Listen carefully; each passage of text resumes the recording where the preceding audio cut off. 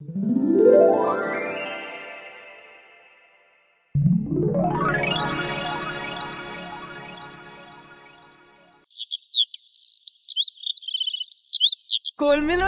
এসব কি বলছে?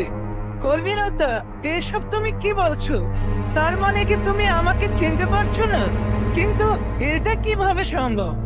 আমরা যে দুজন দুজনকে ভালোবেসেছিলাম, আমাদের যে কিছুদিন বাদে বিয়ে হওয়ার কথা ছিল, তোমার কি সত্যি কিছুই মনে পড়ছে না কর্মীলতা? বিয়ে? কার বিয়ে ঠিক হওয়ার কথা বলছেন? আপনি চলে যান এখান থেকে। আমি আপনাকে চিনি না। বুড়িমা, তুমি এই লোকটাকে এখান থেকে চলে যেতে বলো। তার কথা শুনে আমার মাথায় খুব যন্ত্রণা হচ্ছে। না না কর্মীলতা, এসব তুমি কি বলছো? তুমি এভাবে সব ভুলে যেতে পারো না, কিছুতেই না। আমি এটা কিছুতেই মেনে নিতে পারবো না। কি হয়েছে তোমার? তুমি এমন কেন করছো যে তুমি আমাকে চিনতে পারছো না? সূর্যকে এভাবে কষ্ট পেতে দেখে বুড়ি ততক্ষণে যা বোঝার বুঝে নেয়। ও সে কর্মীলতার স্মৃতি হারিয়ে ফেলার বিষয়ে সূর্যকে সব জানাতে চায়। আসলে বাবা, মায়া অতীতের কোনো ঘটনাই মনে করতে পারছে না। ও যে ওর স্মৃতিশক্তিকে হারিয়ে ফেলেছে। আমি অনেক চেষ্টা করে ওর নাম পরিচয় কিছুই জানতে পারিনি। তারপর আমি নিজেই ওকে একটা নাম দেই। ওকে আমরা সবাই এখানে মায়া বলেই ডাকি। এসব কি বলছেন বুড়িমা আপনি? কর্মীলতা, কর্মীলতা, দয়া করে তুমি সবকিছু একটু মনে করার চেষ্টা করো। এই যে দেখো, আমি সূর্য। আমার নামটা কি তোমার মনে পড়ছে না? একটু চেষ্টা করো কর্মীলতা। আমার বিশ্বাস তুমি ঠিকই পারবে সবকিছু মনে করতে। সূর্যের এসব কথা শুনে কর্মীলতার মনে তার অতীতের ঘটনা ঝাপসাভাবে ধরা দেয়, তবে সে কিছুই স্পষ্টভাবে মনে করতে পারে না। আমার কেমন যেন সব ঝাপসা ভাবে মাথার মধ্যে কি সব ঘুরপাক খাচ্ছে। আমি কিছুতেই স্পষ্টভাবে কিছু মনে করতে পারছি না। আমার মাথায় অসহ্য যন্ত্রণা শুরু হয়েছে। মায়া, ও মায়া, তুই একটু শান্ত হ। তোকে জোর করে এত কিছু মনে করতে হবে না। এমনিতেই তো তোর শরীরটা ভালো নেই। তুই বরং ঘরে গিয়ে বিশ্রাম নে একটু। এদিকটাই আমি দেখছি। এরপর বুড়ির কথা শুনে কর্মীলতা ঘরে চলে গেল, আর সূর্য কর্মীলতার পথপানে চেয়ে রইল। ও ছেলে, বলছি তুমি কিছু চিন্তা করো না, বুঝলে তো? আসলে মেয়েটা কিছুই মনে করতে পারছে না। তুমি বরং ওকে প্রতিদিন একটু সময় দিও। ওকে ধীরে ধীরে তোমাদের পুরনো স্মৃতির কথা মনে করানোর চেষ্টা করো। তবে হয়তো ধীরে ধীরে ওর স্মৃতি ফিরে আসতে পারে। বুড়িমা, আপনি হয়তো ঠিকই বলেছেন। আমি আপনার কথা মতোই সব করব।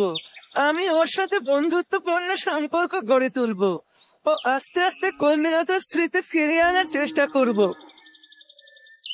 তুমি কি তাহলে মায়ার পরিবারকে ঘটনাটা জানাবে? যদি ওর পরিবারের লোকদেরও দেখতে পেত, হয়তো ওর স্মৃতি তাড়াতাড়ি ফিরেও আসতে পারত। বলা তো যায় না। না না, এক্ষুনি ওর পরিবারকে এসব কিছু জানানো ঠিক হবে না। কর্মীলতাকে ফিরে পাওয়া গেছে, এটা যদি সবাই জেনে যায়, হয়তো যে ওর ক্ষতি করতে চেয়েছে সেও হয়তোবা আবারও কর্মীলতাকে ক্ষতি করার চেষ্টা করবে। আমি ধীরে ধীরে কর্মীলতার সাথে বন্ধু হয়ে মিশবো, ওর সাথে গল্প করব। এরপর আস্তে আস্তে পুরনো ঘটনাগুলো ওকে মনে করানোর চেষ্টা করব। এভাবে আমি নিজে কর্মীলতার স্মৃতি ফিরিয়ে আনবো। মানে বলছি বুড়িমা, কর্মীলতার পরিবারকে আমি এখন এসব কিছু জানাতে চাচ্ছি না, কারণ কর্মীলতা এখন অসুস্থ। ও এসব মানুষজন দেখলে হয়তোবা আরো মানসিকভাবে অসুস্থ হয়ে পড়তে পারে। ও এটা ওর জন্য অনেক চাপ সৃষ্টি করতে পারে। তাই আমি চাইছি ও পুরোপুরি ঠিক না হওয়া পর্যন্ত ও এখানেই থাক, আর কাউকে জানানোর কোনো প্রয়োজন নেই। বরং আমি প্রতিদিন এসে কর্মীলতাকে সময় দেব, আমাদের পুরনো স্মৃতি মনে করানোর চেষ্টা করব। বুড়িমা, তাহলে আমি এবার যাই, আমি পরে না হয় আবার আসবো। ঠিকই বলেছ বাবা তুমি। ঠিক আছে, তাহলে তুমি এসো এবার। তুমি ওকে নিয়ে কোনো চিন্তা করো না, আমি ওকে দেখে শুনেই রাখবো। এরপর সূর্য বুড়ির বাড়ি থেকে চলে যায়। ও এদিকে ছোট বউ কবিরাজের বাড়িতে পৌঁছায়। ও কবিতাটা আড়াল থেকে লুকিয়ে লুকিয়ে সব দেখতে থাকে। কিরে, তুই হঠাৎ এতদিন পর আবার কি মনে করে এলি? ওদিকে সবকিছু ঠিক আছে তো নাকি? না কবিরাজ বাবা, সবকিছু ঠিক নেই। ওই শয়তান পাখিটা আবার কোত্থেকে যেন ফিরে এসেছে। এটা দেখে আমি তো ভীষণ ভয় পেয়ে গিয়েছিলাম। তবে এখন পর্যন্ত বাকি সবকিছু ঠিকই আছে। কি বলছিস? ওই পাখিটা কি করে ফিরে এলো? ওর তো কোনোভাবে ফিরে আসার কথা নয়। ইস, এটা আমি কিছুতেই মেনে নিতে পারছি না। তারপর আর কি খবর এনেছিস বল তুই দেখি। আপাতত এতটুকুই খবর আছে কবিরাজ বাবা। তবে আমার তো এতে প্রাণটা শুকিয়ে গেছে ভয়ে। আমি সব সময় খুব আতঙ্কে থাকি আর ভয়ে থাকি। কবিরাজ বাবা, আমাকে একটু দয়া করে ঝাড়ফুঁক করে দেন তো আপনি। আমার ভিতর থেকে কিছুতেই আমি ভয়টাকে কাটিয়ে উঠতে পারছি না। সব সময় মনে হয় এ বুঝে ধরা পড়ে গেলাম। জানেন কবিরাজ বাবা, আমি একটু নিশ্চিন্তে খেতেও পারি না, ঘুমাতেও পারি না। সব কাজে শুধু একটা অজানা আতঙ্ক আমার পিছু করে বেড়ায়। সর্বনাশ! তাহলে রাঙ্গুলিকে গায়েব করে দেওয়ার পেছনে মায়ের হাত ছিল, আর সাথে এই কবিরাজটা। তার মানে কি মা বুবুর হারিয়ে যাওয়ার পেছনেও একই চাল চলেছিল? আমি এসব কি ভাবছি? আমি যা কিছু নিজের কানে শুনছি, কিছুই যে বিশ্বাস করতে পারছি না। যাই, আরো কিছু লক্ষ্য করতে থাকি, দেখি আরো কিছু হয়তো জানতে পারবো। এই বলে কবিতা ভালো করে ওদের সব কথাগুলো শুনতে থাকে। এদিকে আয় আমার কাছে, আমি তোকে একটু ঝাড়ফুঁক করে দিই। এরপর কবিরাজ ছোট বউকে ঝাড়ফুঁক করে দেয়। ও ছোট বউর হাতে একটা জড়িবুটি তেলের বোতল দেয়। এই বোতলে আছে জড়িবুটির তেল। এটা রাতে মাথায় দিয়ে ঘুমাবি, তবে দেখবি আস্তে আস্তে তো সব ভয় আতঙ্ক কেটে যাবে। আর ওদিকে কি হচ্ছে না হচ্ছে সব খবরই আমাকে জানাবি। ঠিক আছে কবিরাজ বাবা, আপনাকে অনেক ধন্যবাদ। আমি আপনার কথা মতো এটা ব্যবহার করব। তবে আমি এখন আসি, না বলে বাড়ি থেকে এসেছিলাম। আমাকে তাড়াতাড়ি বাড়িতে ফিরতে হবে। এই বলে ছোট বউ সেখান থেকে চলে গেল। আর কবিতা তখনও লুকিয়ে লুকিয়ে কবিরাজের ঘরটা ভালো করে দেখতে লাগলো। হঠাৎ করে কবিতার চোখ পড়ে কিছু জুতোর ছাপের দিকে, আর সেটা দেখে কবিতা খুব চমকে যায়। আরে, এ কি দেখলাম আমি? ওই তো মনে হচ্ছে সেই জুতোর ছাপ, যা আমি আমাদের বাড়িতে, নদীর ঘাটে ও বুবুর ঘরে দেখেছিলাম। তার মানে কি এই বদমাশ কবিরাজটারই কাজ ছিল ওগুলো? আমার বুবুকে সেদিন বাড়ি থেকে তুলে নিয়ে গিয়েছিল, কিন্তু কোথায় রেখেছে এই শয়তান কবিরাজটা আমার বুবুকে? এটা আমি কি করে জানবো? যাই হোক, আমাকে এই মুহূর্তে এত উতলা হলে চলবে না। বুদ্ধি করে মাথা ঠান্ডা রেখে সব কাজ করতে হবে। যাই তো, কবিরাজের কাছে যাই আমি একবার। উনাকে বলবো আমাকে এমন কিছু একটা দিতে, যেটা ব্যবহারের ফলে মানুষের পেটের সব গোপন কথা বের হয়ে আসবে।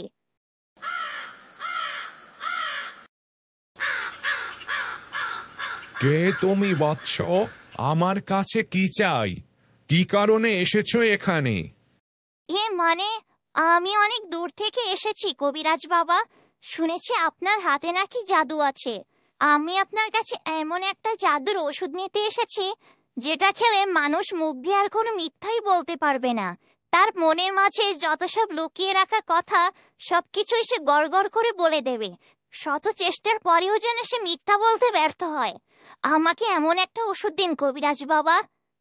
ও, এই কথা? এ তো আমার কাছে এক দুয়ের ব্যাপার। আমি আমার জাদু শক্তিতে এক্ষুনি তোমার জন্য এমন একটা ওষুধ বানিয়ে দিচ্ছি, তুমি শুধু দেখতে থাকো। এরপর কবিরাজ তার জাদু বলে একটা ওষুধ বানিয়ে ফেলে ও সেটা কবিতাকে দেয়। এর নাম হলো মন ভোলানো জাদু জল। এটা যদি কাউকে খাওয়াতে পারো তবে সে তার মনে কোনো গোপন কথাই লুকিয়ে রাখতে পারবে না। এক কথায় জোর করে হলেও সত্যবাদী হয়ে যাবে। বড়ই মজার ওষুধ এটা। বাহ, দারুণ তো। আপনার প্রশংসা তো না করে পারছি না কবিরাজ বাবা। আপনার কাজে আমি মুগ্ধ। আপনার কাছে এত দূর থেকে আসা যেন আমার সার্থক হলো। তবে আমি এখানে আপনার জন্য খুশি হয়ে বকশিশ রেখে গেলাম। আমি তাহলে এবার আসি। এই বলে কবিতা সেখান থেকে মন ভুলানো জাদু জল নিয়ে চলে গেল। আর এদিকে রাঙ্গুরি বসে বসে সূর্যের কথা ভাবছে। দুদিন হয়ে গেল, সূর্যের কোনো দেখা নেই। ওদিকে কি হচ্ছে না হচ্ছে তাও তো জানি না। এদিকে চাচিও যে দিন দিন কলমিলতার শোকে শয্যাশায়ী হয়ে গেছে, যার দু চোখে দেখা যায় না। আর সূর্যরে তো ফিরে আসার কোনো নাম নেই। ও কোথায় কোথায় কলমিলতাকে খুঁজে চলেছে কে জানে। যাই, আমি একবার গিয়ে সূর্যের খোঁজ নেই। কই আছে কে জানে। যাই, আমাকে একবার এক্ষুনি সূর্যের খবর নেওয়ার চেষ্টা করতে হবে। ও কোথায় আছে, কেমন আছে কে জানে। রাঙ্গুলি এ কথা বলা পরে সে সেখান থেকে দ্রুত উড়ে চলে গেল সূর্যকে খুঁজতে। আর রাঙ্গুলি গিয়ে পৌঁছায় সেই শিমুলপুর গ্রামে, যেখানে সূর্য কলমিলতার বর্তমান অবস্থান। চলে তো এলাম একেবারে গ্রামের ভিতরে। সূর্যের সাথে শেষবার দেখা তো এই গ্রামেই হয়েছিল। তবে আমি যে এতক্ষণে গ্রামের অনেক ভিতরে চলে এসেছি, তাও তো সূর্যের দেখা পাচ্ছি না। না জানি ও এখন এই গ্রামে আছে কিনা। যাই, আমি আর একটু দূরে গিয়ে দেখি সূর্যের দেখা পাই কিনা। এই বলে রাঙ্গুলি আবার উঠতে উঠতে এগিয়ে যায়। ও গিয়ে দেখতে পাই সূর্য একটা নদীতে মাছ ধরছে। আরে, ওটা সূর্য না, নদীতে মাছ ধরছে? হ্যাঁ, সূর্যই তো। এই তো, তাহলে সূর্যের দেখা পেয়ে গেলাম শেষমেশ। যাই, ওর কাছে যাই, ওর সাথে যে আমার অনেক কথা বাকি। আরে সূর্য, তুমি এখানে মাছ ধরছো, কিন্তু কেন? তুমি কি তাহলে এখানেই থাকতে শুরু করেছো? আর কলমিলতা কোথায়? ওর তো কোনো খবরও পেলাম না। তুমি তো আর বাড়িতেও ফিরে গেলে না। কি হচ্ছে না হচ্ছে কিছুই তো জানি না। আমাকে দয়া করে সব খুলে বলো তো। আরে রাঙ্গুলি যে, হ্যাঁ রাঙ্গুলি, আমি এখন থেকে এখানেই থাকছি। আমি এখানে থেকে কলমিলতাকে খুঁজছি। ওই পরিত্যক্ত ঘরটাতে আমি আশ্রয় নিয়েছি। আর রাঙ্গুলি, তুমি জেনে খুশি হবে যে কলমিলতাকে পাওয়া গিয়েছে। আর কলমিলতা এই গ্রামেই আছে, আরো সুস্থ আছে, ভালো আছে। আরে কি বলছে সূর্য? কলমিলতাকে পাওয়া গিয়েছে? আমি জানতাম সূর্য, তোমার উপর আমার পূর্ণ আস্থা ছিল যে তুমি কলমিলতাকে অবশ্যই খুঁজে বের করতে সমর্থ হবে। তবে তুমি এখনো এখানে কেন পড়ে আছো? কলমিলতাকেই বা কেন নিয়ে বাড়িতে ফিরছো না? ওদিকে চাচির যে কলমিলতার শোকে প্রাণ যায় অবস্থা, সে যে একদম শয্যাশায়ী হয়ে গিয়েছে। কারোর সাথে কোনো কথা বলে না, খাওয়া দাওয়া ছেড়ে দিয়েছে। তা সূর্য, চলো আমাকে একবার কলমিলতার সাথে দেখা করাও। কলমিলতা এখন কোথায় আছে? কতদিন হয়ে গেল কলমিলতাকে দেখি না। রাঙ্গুলি, কলমিলতার সাথে দেখা করে এখন কোনো লাভ নেই। কলমিলতার আমাদের আগের কলমিলতা নেই রাঙ্গুলি।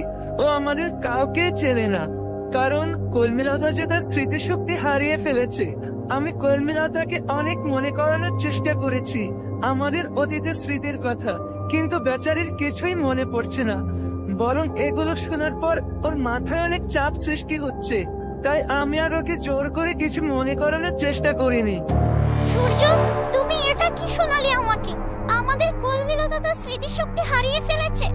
না, এটা কিছুতেই মেনে নিতে পারছি না আমি। তাহলে কি কলমিলতা আর কোনোদিনও আমাদেরকে চিনতে পারবে না? ও এখন কোথায় সূর্য? ওকে তুমি কোথায় রেখেছো?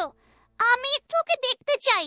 আমার মনটা যে বড় ব্যাকুল হয়ে গিয়েছে কলমিলতাকে এক নজর দেখার জন্য। আমি তোমাকে কথা দিচ্ছি, আমি কলমিলতাকে একদমই আমাদের অতীতের কথা বলে বিরক্ত করব না। রাঙ্গুলি, কলমিলতা এখন এক বুড়িমায়ের আশ্রয়ে রয়েছে। যে বুড়িমা কলমিলতাকে এক নদীর ধার থেকে অচেতন অবস্থায় খুঁজে পায়। ও কলমিলতাকে সেখান থেকে তুলে নিয়ে তার বাড়িতে গিয়ে সেবা সুস্থতা করার চেষ্টা করছে। আর আমিও কলমিলতাকে খোঁজার জন্য এই পরিত্যক্ত বাড়িটাতে আশ্রয় নিয়েছিলাম। আর কলমিলতা পুরোপুরি সুস্থ না হওয়া পর্যন্ত আমি এই বাড়িটাতেই থাকবো বলে মন স্থির করেছি। সবই তো বুঝলাম, তবে একটা বিষয় ভেবে খুব অবাক হচ্ছি। জিল্লু ভাইও আমাকে নদীর থেকে উদ্ধার করেছিল, আর সেই বুড়িমাও নাকি কলমিলতাকে নদীর কিনার থেকে তুলে এনেছে। তাহলে কি এটা একজনের পরিকল্পিত কোনো কাজ ছিল? তাহলে কি সেবা তারা আমাদের দুজনকে পানিতে ডুবিয়ে মেরে ফেলতে চেয়েছিল? কিন্তু কে সে? আমাদের উপর কার এত ক্ষোভ? বন্ধুরা, সূর্য কি পারবে কলমিলতা ও রাঙ্গুলের শত্রুকে খুঁজে বের করতে? কি হতে চলেছে আগামী পর্বে তা দেখতে হলে চোখ রাখো গল্প ঝুলিতে। আর আজকের পর্বটি তোমাদের কাছে কেমন লাগলো? যদি ভালো লেগে থাকে তবে অবশ্যই বেশি বেশি লাইক, কমেন্ট ও সাবস্ক্রাইব করে গল্প ঝুলির সাথেই থাকো ও পরবর্তী পর্বটি দেখার জন্য অপেক্ষা করো।